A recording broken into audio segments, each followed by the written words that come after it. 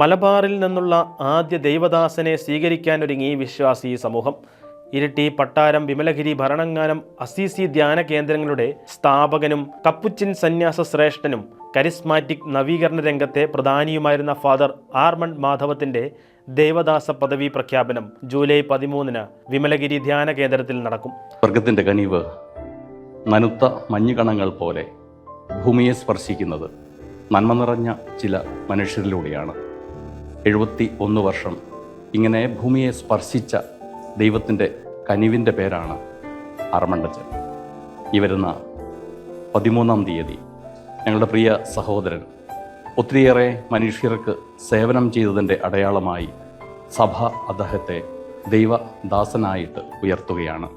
നമ്മളെല്ലാവരും അതിൽ സന്തോഷിക്കുന്നു. ഈ മഹനീയ ചടങ്ങിലേക്ക് ഏറ്റവും സ്നേഹത്തോടെ നിങ്ങളെ ഓരോരുത്തരെയും സ്വാഗതം ചെയ്യുന്നു. നമുക്ക് സ്വർഗത്തിൽ ഒരു മധ്യസ്ഥൻ ബഹുമാനപ്പെട്ട ആർമണ്ടച്ചൻ്റെ സാന്നിധ്യത്തിൽ നമുക്ക് പ്രാർത്ഥിക്കാം.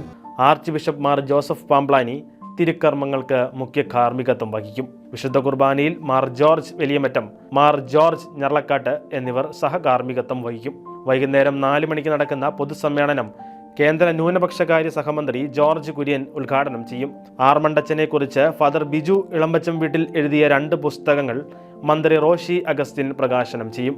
MP-മാർ, MLA-മാർ, മറ്റ് ജനപ്രതിനിധികൾ, വിവിധ രൂപതകളിലെ വൈദിക പ്രതിനിധികൾ, കപ്പുച്ചിൻ പ്രൊവിൻഷ്യൽ മിനിസ്റ്റേഴ്സ്, വിവിധ സന്യാസ സഭകളുടെ പ്രതിനിധികൾ തുടങ്ങിയവർ ചടങ്ങിൽ സന്നിഹിതരാകും.